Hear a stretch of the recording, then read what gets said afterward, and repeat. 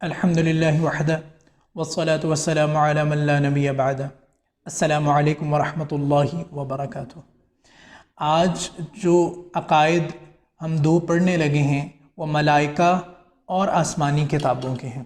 ملائکہ کے متعلق آپ کی کتاب میں بہت کم معلومات دی گئی ہیں، چند سطریں اور اس میں ایک آیت انہوں نے لکھی ہے، تو انشاءاللہ ہم اس میں کچھ اضافی معلومات بھی شامل کریں گے جو آپ کو کویسچن اٹیمپٹ کرنے کے لیے آسانی دے گا۔ تو سب سے پہلی چیز کہ ملائکہ کا لفظ ملک سے نکلا ہے۔ اگر یہ لفظ ملک زیر کے ساتھ آ جائے تو اس کا مطلب بادشاہ ہوتا ہے، لیکن اگر یہ لفظ زبر کے ساتھ آئے تو اس کا مطلب قاصد ہوتا ہے یا فرشتہ ہوتا ہے۔ قاصد یعنی پیغام لے کر آنے یا جانے والا، میسنجر جسے کہتے ہیں۔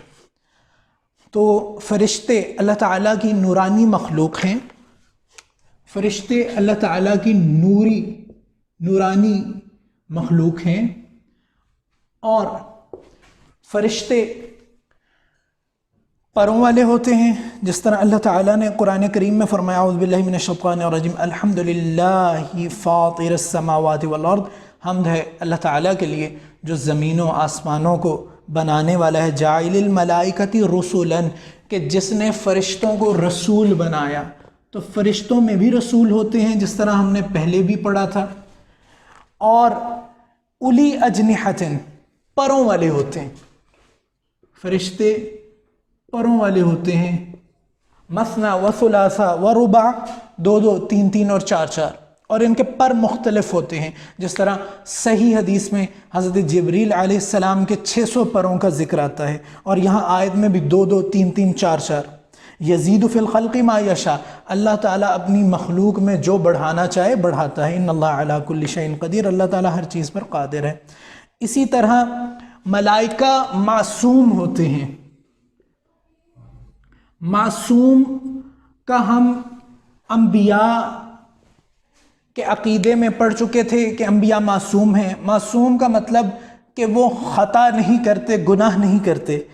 اللہ تعالیٰ نے فرمایا یا ایھا الذین آمنوا قوا انفسکم واہلیکم نارا، کہ اے ایمان والو اپنے آپ کو اور اپنے گھر والوں کو بچاؤ آگ سے، وقودھا الناس والحجارہ، اس آگ سے کہ جس کا ایندھن، جس چیز پر وہ آگ چلے گی وہ لوگ اور پتھر ہوں گے، علیہا ملائکۃ، اس کے اوپر فرشتے ہوں گے، غلاظ شداد، وہ بہت سخت اور بہت قوی ہوں گے، لا یعصون اللہ، وہ اللہ تعالیٰ کی نافرمانی نہیں کرتے، ما امرہم، جو اللہ تعالیٰ انہیں حکم دے دے، ویفعلون ما یؤمرون، اور وہ کرتے ہیں جو اللہ تعالیٰ انہیں حکم دیتا ہے، یعنی جس کا اللہ حکم دے اس کی نافرمانی نہیں کرتے اور اس چیز کو سر انجام دیتے ہیں۔ اور یہ قوت والے ہوتے ہیں، شدید قوت والے ہوتے ہیں، جس طرح حضرت جبریل کے بارے میں آتا ہے کہ وہ شدید قوت والے تھے، علمہ شدید القویٰ، کہ رسول اللہ صلی اللہ علیہ وآلہ وسلم پر وحی لے کر آئے حضرت جبریل جو شدید قوت والے تھے۔ تو فرشتوں کے متعلق آپ اگر 4-5 چیزیں اس طرح کی، یہ انسانی شکل بھی اختیار کر لیتے ہیں، انسانی شکل میں بھی متشکل ہو جاتے ہیں، جس طرح حضرت مریم علیہ السلام کے پاس حضرت جبریل آئے تو انسانی شکل میں آئے۔ تو ملائکہ کے متعلق اگر 6-7 یہ چیزیں یاد کر لی جائیں تو یہ کافی ہیں، اور ان کا کام رسولوں تک اللہ تعالیٰ کا پیغام پہنچانا، اور جو جو ڈیوٹیز اللہ تعالیٰ نے ان کو سونپی ہیں، مثلا آسمان، بادل، بارش اور موسم کو سنبھالنا، یا جان نکالنا، یا جو جو بھی ڈیوٹیز اللہ تعالیٰ نے جس فرشتے، اور اس فرشتے کے نیچے پورا فرشتوں کا ایک گروہ دے دیا گیا کہ جن کے ذمے بعض ذمہ داریاں لگا دی گئیں۔ اس کے بعد اگلا ٹاپک ہے آسمانی کتابوں کا۔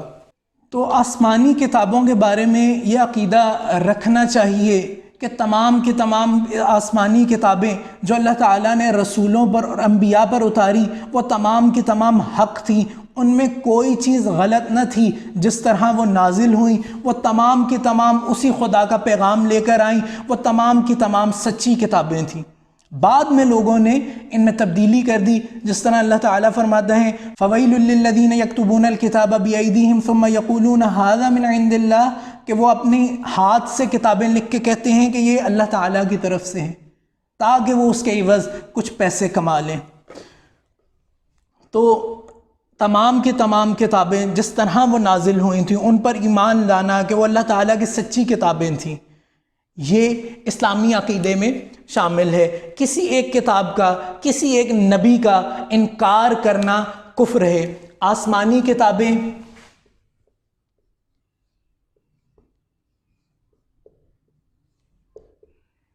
چار جن کے نام ہمیں معلوم ہیں، ان میں سب سے پہلے تورات یا توریت، یہ حضرت موسیٰ علیہ السلام پر نازل ہوئی۔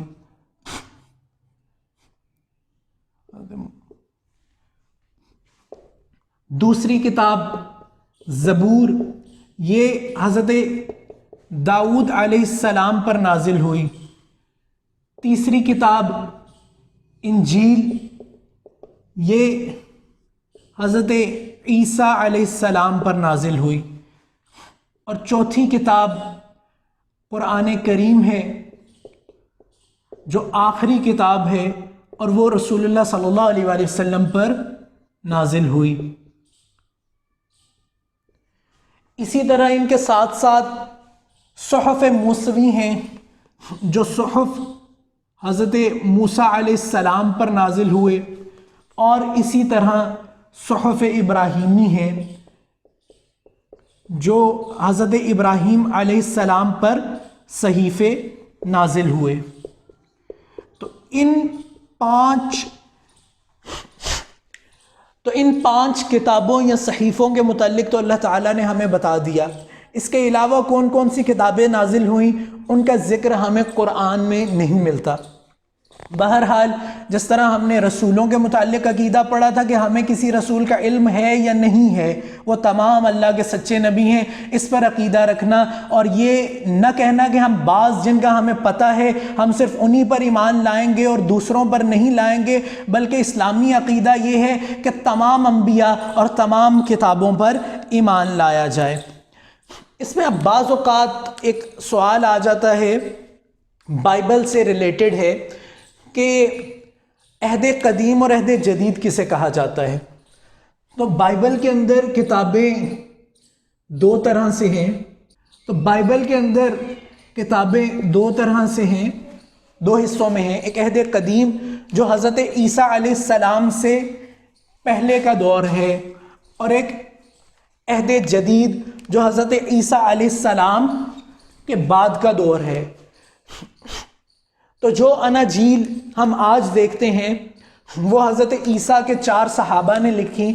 بعض اوقات سوال آ جاتے اناجیل اربع سے کیا مراد ہے؟ تو اناجیل اربع سے وہ 4 انجیلیں مراد ہیں۔ 4 انجیلیں، انہیں اناجیل اربع کہا جاتا ہے۔ ان میں سے بعض اوقات سوال آتے ہیں اناجیل اربع سے کیا مراد ہے، اور کسی ایک کا نام تحریر کریں۔ تو اس میں مرقس کی ہے، تو اس میں مرقس کی ہے، متی کی ہے، لوکا کی ہے، اور یوحنا کی ہے۔ اس میں سے آپ کسی ایک کا نام یاد کر لیں تو وہ آپ لکھ دیجئے گا۔ تو اتنا تعارف انجیل کا، بائبل کا کافی ہے، اس سے زیادہ کمپلسری سبجیکٹ کے اندر نہیں پوچھا جائے گا۔ اب اگلا ٹاپک ہے قرآن کریم کی خصوصیات۔ سر کتنا 11 منٹ، بس قرآن کریم کی خصوصیات یہ پہلے پڑھی ہوئی ہیں۔ اب اس سے اگلا ٹاپک ہے قرآن کریم کی خصوصیات۔ تو یہ وہی تمام چیزیں ہیں جو ہم رسول اللہ صلی اللہ علیہ وآلہ وسلم کی خصوصیات میں پڑھ چکے ہیں، اس وجہ سے اسے ہمیں دوبارہ تفصیل سے پڑھنے کی ضرورت نہیں۔ بہرحال ان کی ہیڈنگز کو ہم دیکھیں گے اور فوراً اس کو ہم ایک دفعہ ریوائز کر لیں گے۔ تو پہلی خصوصیت جو قرآن کریم کی ہے، اور خصوصیت سے مراد کہ یہ اس کے ساتھ خاص ہے اور دوسری کتابوں میں یہ چیز نہیں پائی جاتی، تو پہلی خصوصیت ہے آخری آسمانی کتاب۔ جس طرح رسول اللہ صلی اللہ علیہ وآلہ وسلم کی شریعت آخری تھی، تو اس کا تقاضا یہ تھا کہ یہ کتاب بھی آخری ہو۔ تو جس طرح رسول اللہ صلی اللہ علیہ وآلہ وسلم کی شریعت آخری تھی، رسالت آخری تھی، تو اس کا تقاضا یہ تھا کہ وہ رسالت، وہ پیغام جس کتاب میں آیا ہو وہ بھی آخری ہو۔ اسی طرح رسول اللہ صلی اللہ علیہ وآلہ وسلم کی چونکہ شریعت اور رسالت آخری تھی اور اسے محفوظ ہونا ایک لازمی تھا، اسی طرح قرآن کو بھی محفوظ ہونا لازم ہے کہ یہ آخری شریعت ہے، اب اس کے بعد کوئی نبی اسے درست کرنے والا نہیں آئے گا، تو شریعت ایسی ہو جو ہمیشہ کے لیے محفوظ ہو۔ یہ عالمگیر شریعت ہے۔ عالمگیر، جس طرح ہم نے ہمہ گیر پڑھا تھا، تو ہمہ گیر کا مطلب تھا سب کو پکڑنے والا، عالمگیر پورے عالم کو پکڑنے والا، پورے عالم کو اپنے اندر سمو لینے والا۔ عالمگیر شریعت ہے، یعنی عالم میں، پوری دنیا میں ہر جگہ اپلیکیبل ہے، ہر جگہ پہ قابل عمل ہے۔ ایسا نہیں کہ یہ پاکستان میں چلے گی، عرب میں چلے گی اور امریکہ میں نہیں چلے گی، یہ دنیا کے ہر خطے میں قابل عمل ہے، ہر زمانے میں قابل عمل ہے۔ جامع کتاب ہے، اس میں تمام زندگی کے شعبوں کو لایا گیا ہے، صرف عبادات کو ایڈریس نہیں کیا گیا، معاملات کو، نکاح، طلاق، خرید و فروخت اور ہر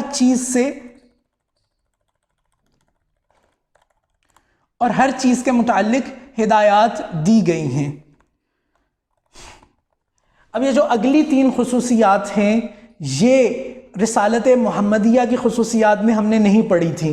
اس کی 5ویں خصوصیت ہے زندہ زبان والی کتاب۔ آج ہم پرانے صحف کو دیکھتے ہیں، صحف موسوی کو دیکھتے ہیں، تورات کو جب ہم اٹھاتے ہیں وہ عبرانی زبان میں ہے۔ عبرانی زبان کے حروف تہجی آج مکمل طور پر محفوظ نہیں، انہیں ہر کوئی نہیں پڑھ سکتا، جبکہ قرآن کی زبان زندہ ہے۔ آج کا عرب کا بچہ جسے سٹینڈرڈ عربک نہ بھی آتی ہو، وہ بھی آج سے 1400 سال پرانی عربی کو اسی طرح سمجھ سکتا ہے جس طرح وہ آج اپنی زبان کو سمجھتا ہے۔ تو یہ زندہ زبان ہے، زندہ زبان جو ہمیشہ رہتی ہے، اور زندہ زبان جو ہمیشہ رہتی ہے، بولی جاتی ہے اور سمجھی جاتی ہے۔ اس کے بعد 6ٹھی خصوصیت ہے عقل و تہذیب کی تائید کرنے والی، یعنی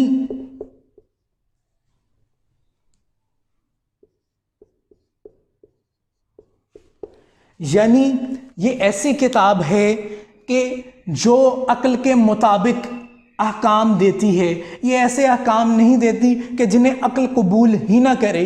جیسے آپ اگر بدھائزم میں جائیں تو بدھا ایک دور میں اپنے منہ کے آگے کپڑا رکھ لیا کرتا تھا کہ میرے سانس کی وجہ سے جراثیم نہ مر جائیں۔